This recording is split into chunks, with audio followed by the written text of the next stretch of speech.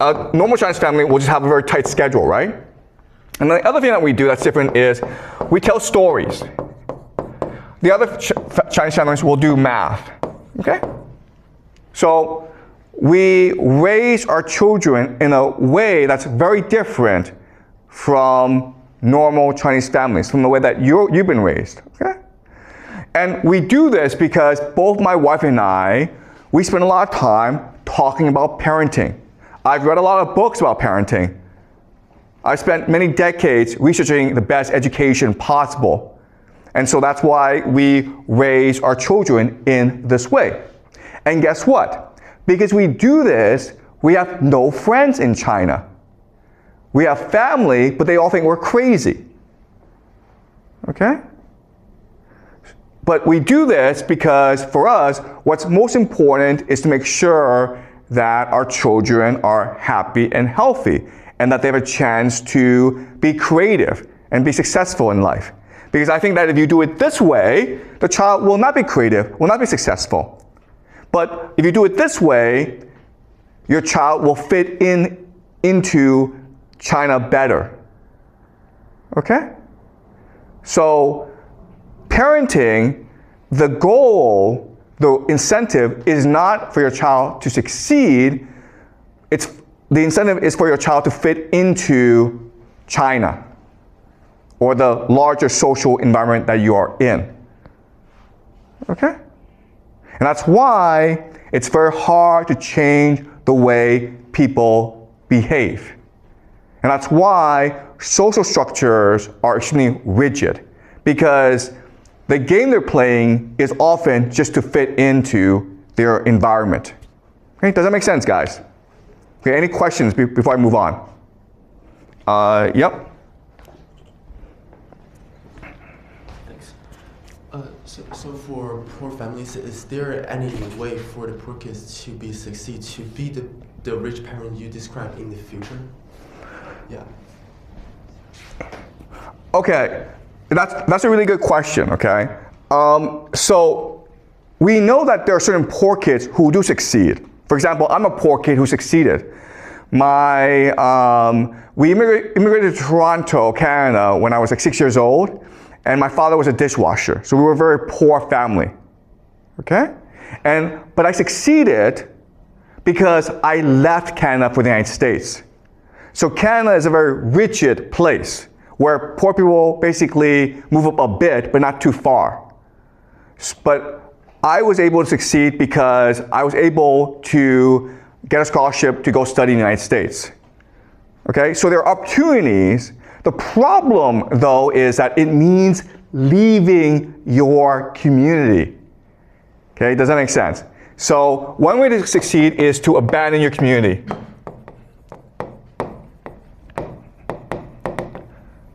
Okay, but that's high risk, right? So you have to be extremely individualistic to take such a risk.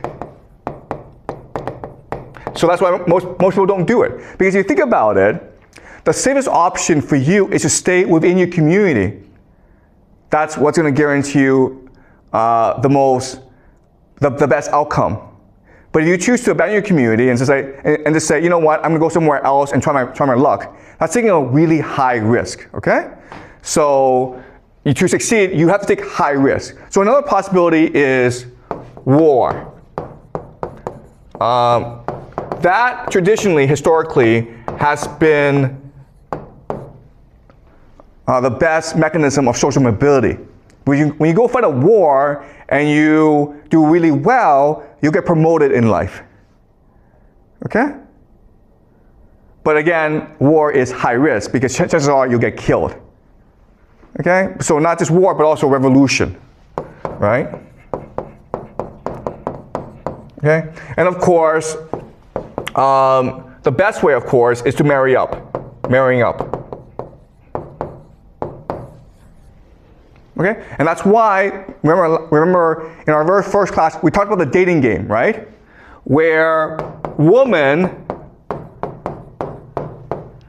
only want 5 and 4. Okay? The reason why is that 5 and 4 are high status, and 3, 2, 1 are low status. So if you're a woman, you don't want to marry into a low status family because your children will be screwed over. Okay? Your best option is to take a risk, gamble into a high status, and marry. You want to try to marry into a high status family.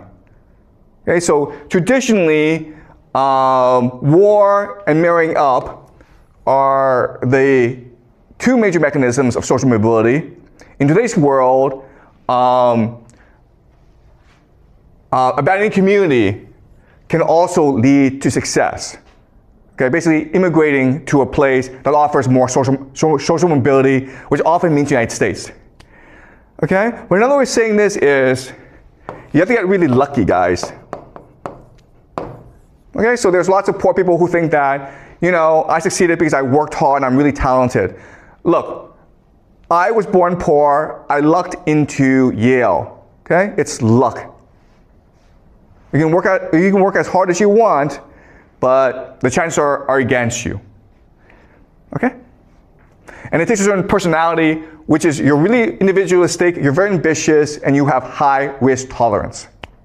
Most people don't have that, okay? So yes, there are certain people who, despite their background, they're able to succeed. But that's often the exception to the rule, as opposed to the rule itself. Okay, so thank you. Is this clear? Yeah. Okay, any more questions, guys, before I move on? Okay.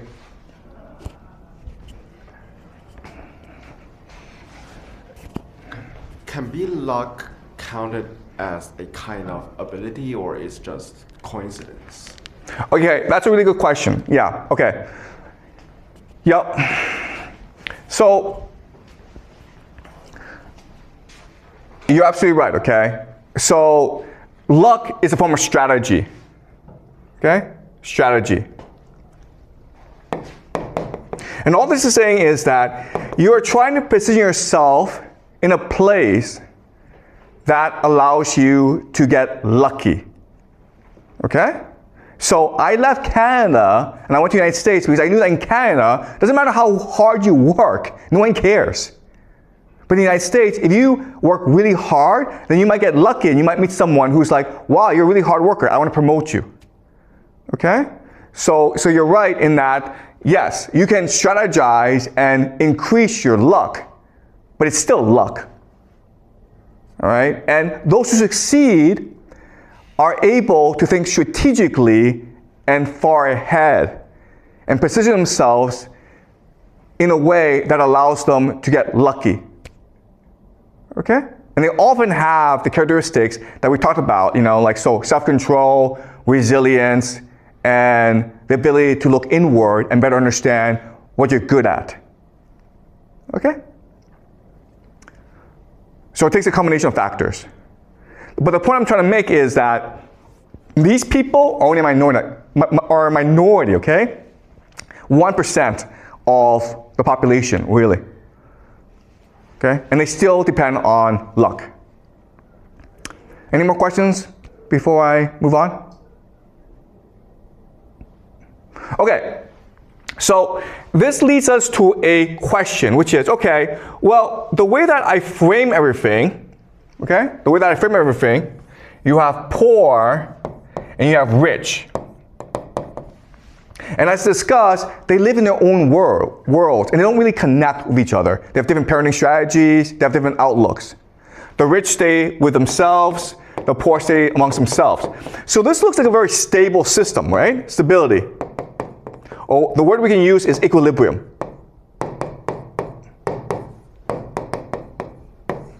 Now the question then is, why do societies collapse? Why are there revolutions? Why are there social changes? This looks like a system of equilibrium where, because of parenting, people know their place and people know how to best strategize about maintaining their place. So why is there social change? And the reason why is that this system has problems and it's stable, but the main problem is this system, okay? It's the rich that's problematic. And the reason why is that the rich are taught from day one to negotiate a better outcome. Okay, so another way of saying this is that the poor is like minimum outcome. Okay? The rich want the maximum outcome. The poor are like, you know what, if I'm alive, if I have a decent job, I'm okay. But the rich are like, no, I need to be the top dog. I need to improve my lot in society, otherwise what's the point of my life? Okay? So they have high expectations, okay? High expectations, low expectations. Okay? And this is a problem because power, it's a zero-sum game. Okay? Hierarchy is a zero-sum game. So only a few people can be at the top. So eventually you get into a situation where there are too many rich people and not enough powerful positions. And this is what's called elite overproduction.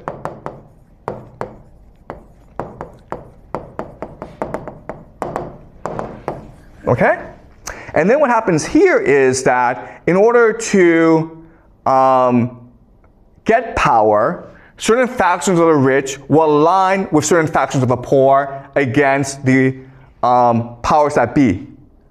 Okay? So all revolutions are always between the half a lot versus half some. It's never between rich and poor. It's always between half a lot and half some. So the people who led the Chinese Revolution, right? People like Mao Zedong, Zhou Enlai, Deng Xiaoping, they were not poor people. They didn't come from poor families. But they weren't rich enough, okay? So the Chinese Revolution was really between the urban elite versus the rural elite. Okay, the half a lot versus half some. If you look at every revolution in human history, that's always been the case. Okay? If you go back to Chinese history and you look at all these revolutions that started in China, it was always led by the middle class or the aspirational class, usually merchants, right? Merchants. Because they were discriminated heavily in society, but they had money. And they wanted to transform their money into power. And so when times were bad, when people were looking for change, they took the initiative and led people into revolution. Okay? Okay, does it make sense, guys? All right, any questions?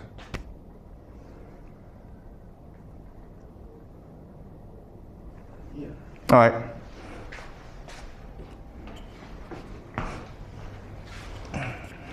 So you said the revolution was initially like within those rich people. So how could they lead the poor people to follow them to start the revolution? Because revolution need a huge amount of people, like the public face to Okay. to initiate. Okay.